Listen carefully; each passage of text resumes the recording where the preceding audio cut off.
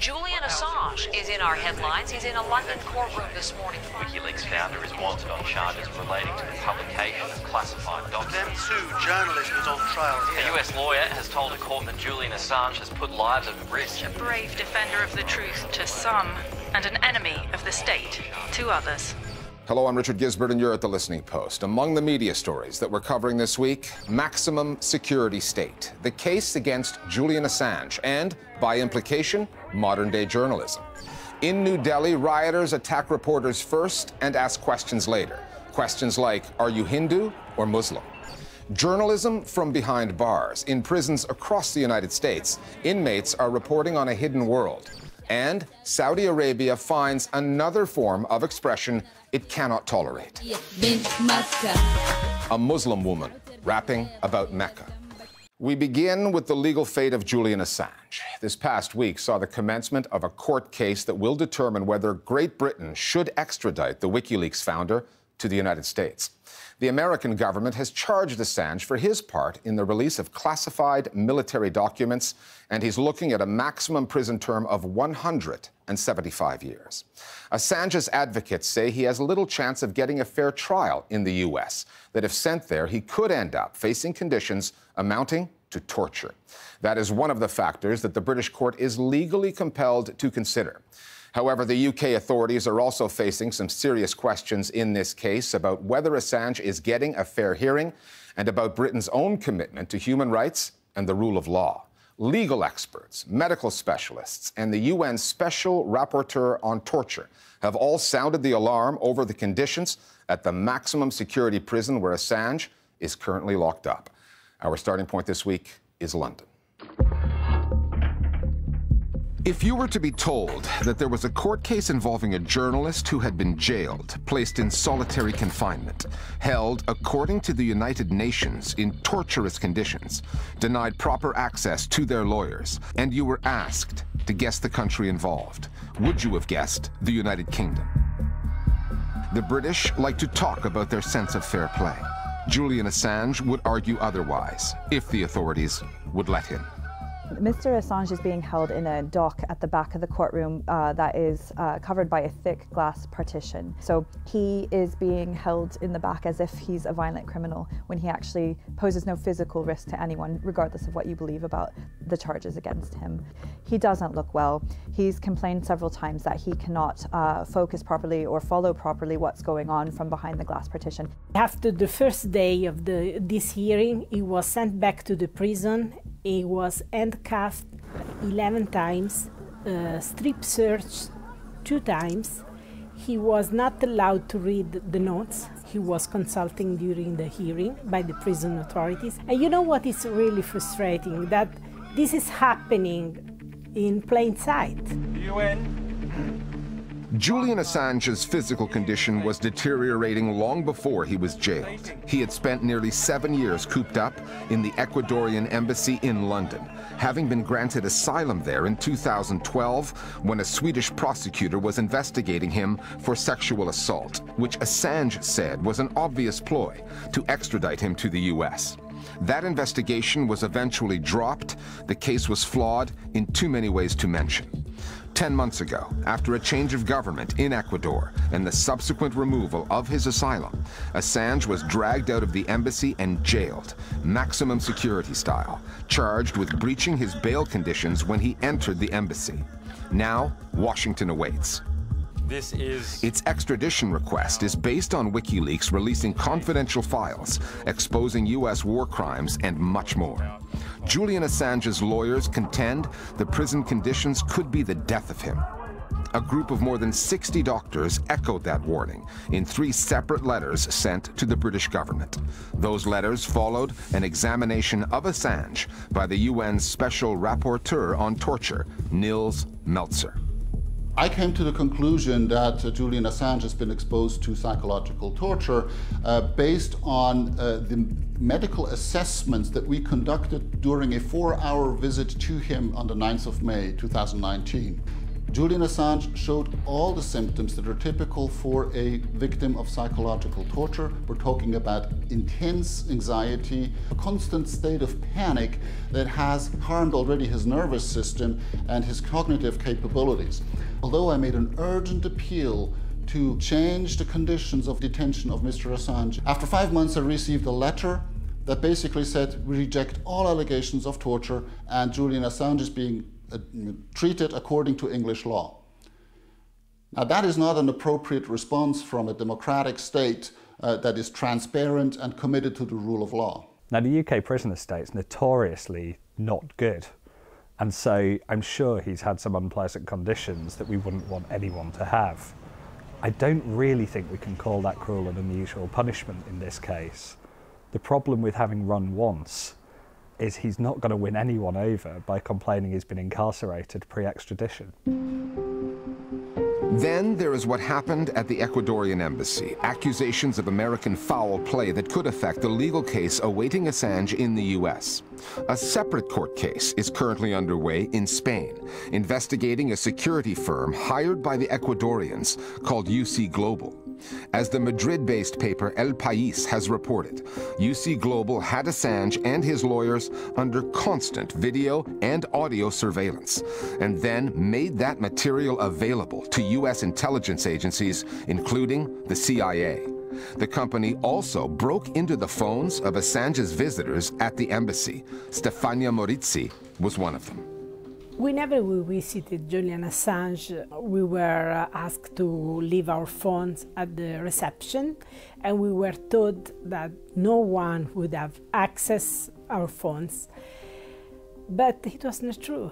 I mean, it was not true because I got the pictures of my phones completely unscrewed, and they got access to the SIM card. They basically went to a full espionage operation against Julian Assange and all visitors, including the journalists, lawyers, doctors. You expect this kind of things in Russia, in North Korea. You don't expect this in a democracy. Mr. Assange's right to confidential conversations with his own legal defense was breached. The United States government, which is very aggressively pursuing him on trumped-up charges, has had access to his legal defense strategy. And frankly, the fact that they've said that that won't be used is insufficient because they have had access to that information.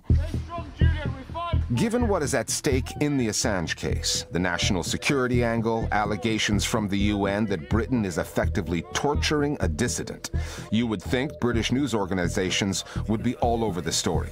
They are not. He's going through a court process that anybody that's facing allegations goes through. The publicly owned BBC is just one example of that. The world's biggest news broadcaster, it generates about 120 hours of radio and television output every day. According to Nils Meltzer, the BBC has interviewed him just once, and not on Newsnight, its flagship news and current affairs show, or the Today program, the agenda-setting broadcast on Radio 4. That interview appeared on BBC World, a channel aimed at global audiences, not British ones. Given that I came out with very serious accusation against the British authorities, there is no reason, no excuse for the UK media not to cover it. Because if I am wrong, I need to be exposed. But if I am right, then the UK government needs to be exposed. I had 2 TV interviews with BBC World and with Sky News. And both of these interviews were live interviews, so they were aired once, but then they were no longer accessible to the public. And that, I think, proves that the media is not playing its role in this case. It should actually be at the top of the news agenda, not just in the UK, but in the US and internationally. In Europe, there's much more vigorous questioning, for example, from German media, from French media, than I have seen by the British media.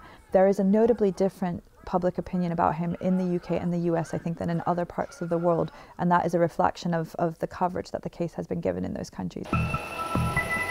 Julian Assange's supporters, and hundreds of them turned out in London last weekend, blame the British and American authorities for what's happened to the man from WikiLeaks.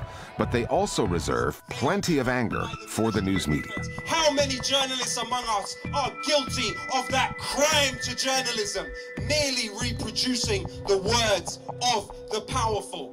British media outlets also happily reproduced the stories that WikiLeaks, in its heyday, revealed. They reaped the benefits in ratings and clicks, only to turn their backs on Assange, failing to give his story the coverage it deserves, even though this case has clear ramifications for their journalists. And that, ultimately, is the message that these protesters are here to send, that people need to wake up, that the implications of the Assange case are vast and beyond troubling, that it's not just about one individual or just one news organization, that ultimately this case is about any government with secrets to keep and any news outlet with stories to tell. How could prosecuting Assange not scare us? How could it not make you think? They've started doing this now. They'll come for the freelance journalists next. They'll come for this world news outlet. They have the ability, in theory, to extend this power across the world. Well, all he has done, he has published information, evidence for serious war crimes and serious government misconduct that are clearly in the public interest to know. If this becomes espionage, it means that telling the truth becomes a crime. And once telling the truth becomes a crime, the people no longer have a means to control their government, which means that democracy will have become a tyranny.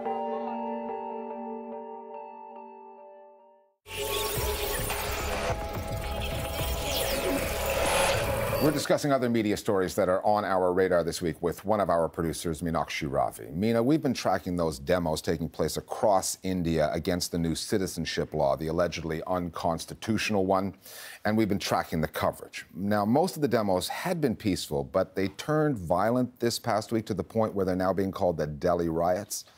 That's what they started off being called, Richard. But within a few days, journalists and activists began having a debate about whether the word Delhi pogrom wouldn't be more accurate. Now, that word pogrom is defined as an organized riot where certain people, usually belonging to one ethnic or religious community, are targeted.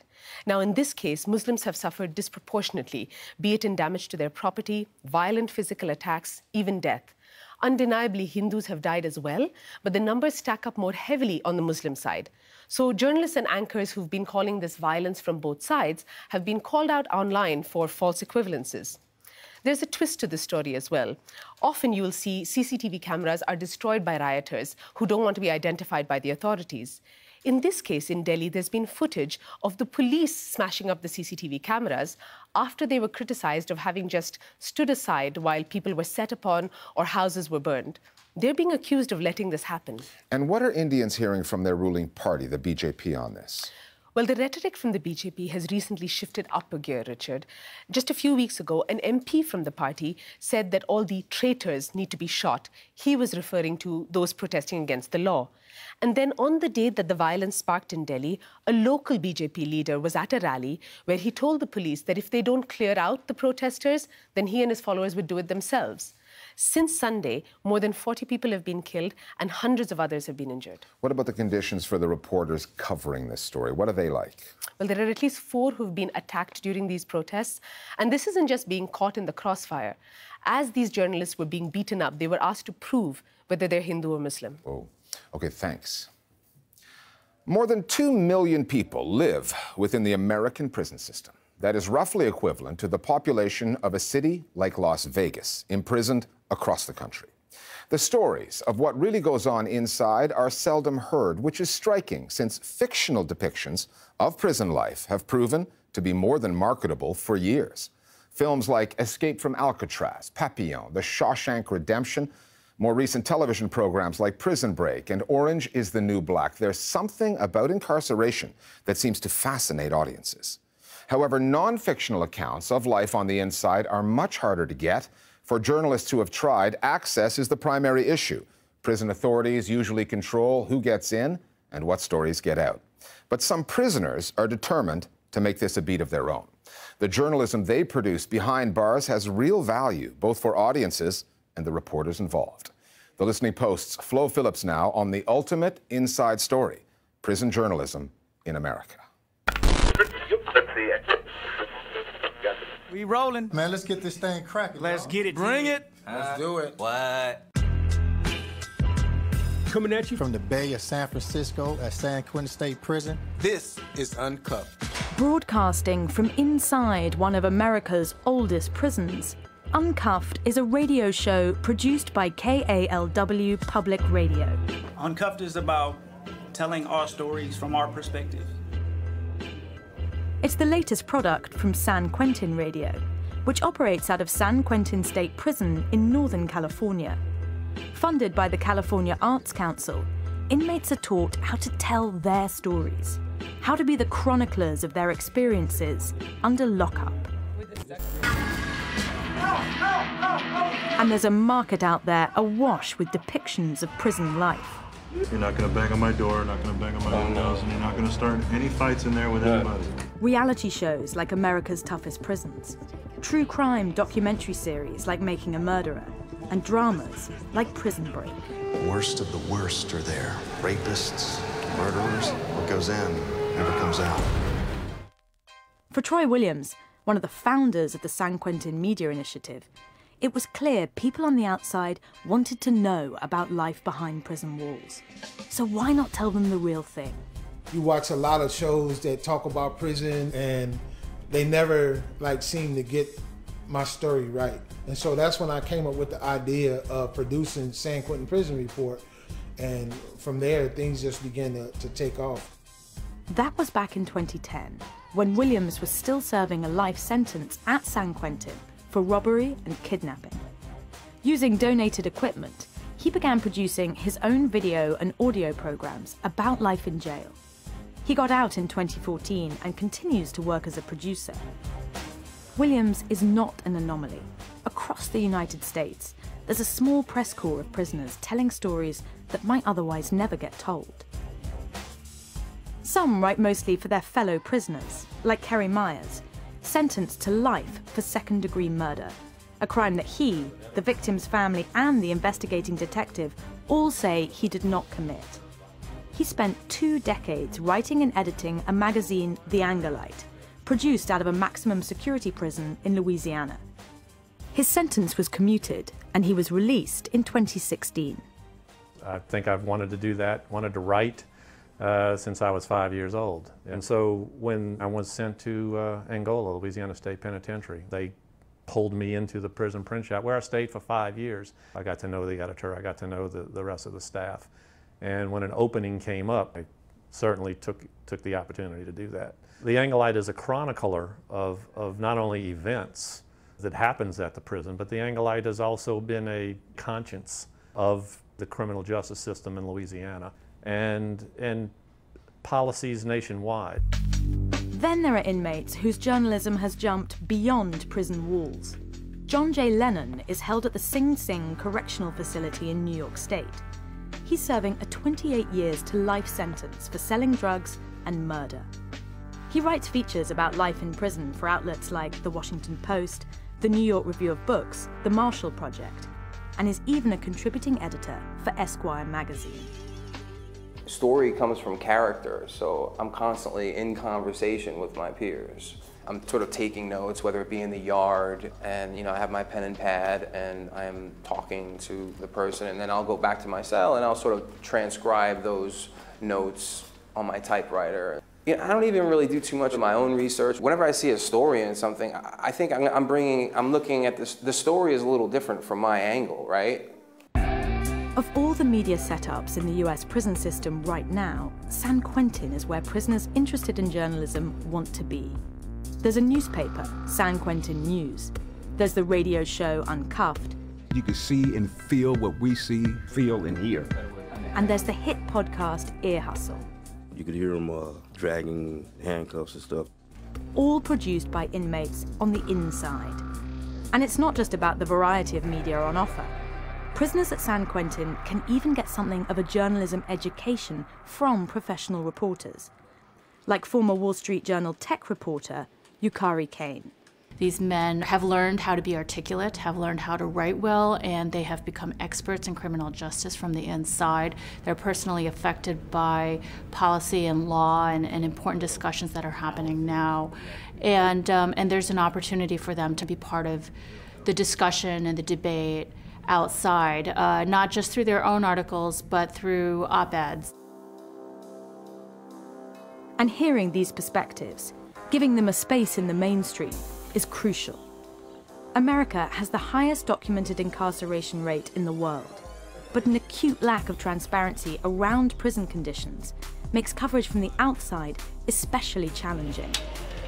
In our interviews with John J. Lennon, Kerry Myers, and Troy Williams, the key point they all kept coming back to was their access. It's unparalleled. They do the kind of reporting no one else can.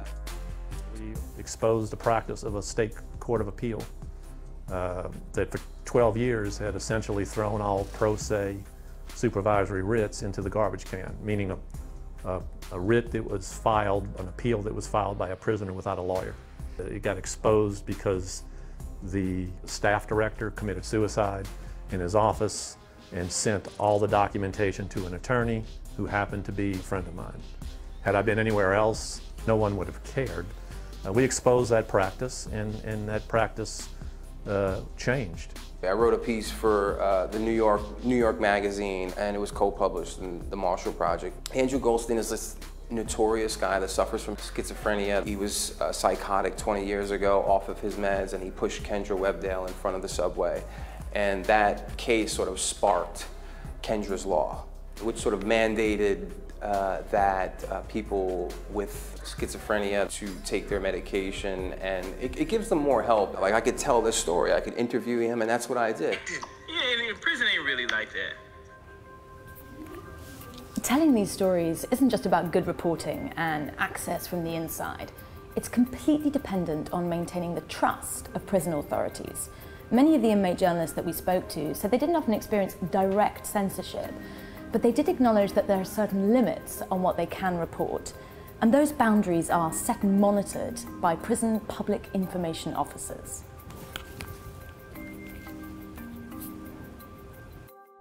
This is Lieutenant Sam Robinson, the Public Information Officer at San Quentin State Prison, and I approve this story. At San Quentin, Lieutenant Sam Robinson is the man with the final say. We do want the newspaper to be the voice of the men inside. And essentially, I weigh in and I make a decision on not the validity of the article, but whether there's something in it that may have an adverse impact on someone who lives here inside the prison, someone at another facility, or if it endangers public safety. We're not here to censor. I'm not here to censor the paper. He gives us a lot of freedom to do exactly what it is that we need to do. Just because we came to prison doesn't mean that our rights and our citizenship stopped at the gate. Did I say everything right? Hold on, let me check with Sam. Sam, how did that sound?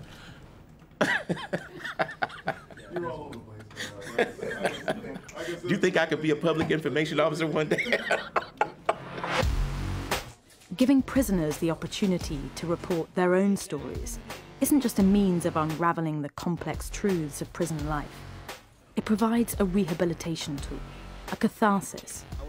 For some, journalism is a way of life behind bars. At the end of the day, I guess, you know, I would say I'm a storyteller, and I look forward to telling stories.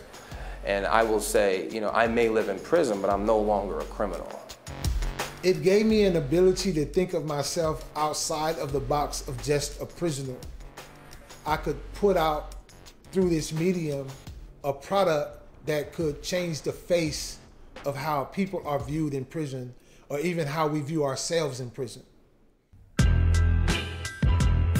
When you've been deprived of speaking, of talking, for years on end, and someone says all of a sudden, hey man, I'm gonna tell your story. There is where the magic began. We've got the mic now.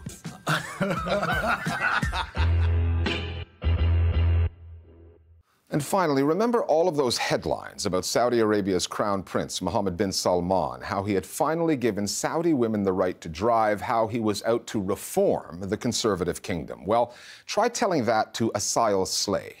She's a Saudi musician who recently posted a video rapping about the pride that she feels being a black Muslim woman in Mecca, one of the most sacred sites in all of Islam. The video's since been taken down, so has her YouTube channel, and Slay is now reportedly facing arrest for offending, quote, the customs and traditions of the people of Mecca. How she managed to do that in a video which has zero contentious political content, in which she is wearing a hijab, is something that only Saudi officials can tell you, but they're far too busy reforming the kingdom to talk to us. We'll leave you to be the judge, and we'll see you next time here at the Listening Post. أنا بنت مكة أصيلة وعشانها تشقى إيه في وقت الشدة ما نتكة يشد بي الظهر لاقيني عالدكة إيه فلوك هادي الشعر مسابقة نمبر وان هي راح تبقى تبى الجمال هنا راح تلقى بنت الغربية بنت مكة من الهرج المفقع البنت غزالة تصقع وترقع زبيضة زي اللمبة تلمع سمرة أو جمالها يلسع خليني نبدأ أعطيك المكوية عنهم تغنيك لا تجرحها والله تأذيك واكتشف فكك من التلي والله حزينة يا حسرة اللي مو مخاوينة هنا الأصل اسمع حكاوينة ومن الحسد الله يحمينا يا والنعم في باقي البنات بس بنت مكة سكر نبات حب العطاء ما تقول لك هات تسمع الهرج والله مكسات هادي ودي وديك وداك من الحب ما أشقاك صدقني هي مبتغاك حتدور غيرها الله معاك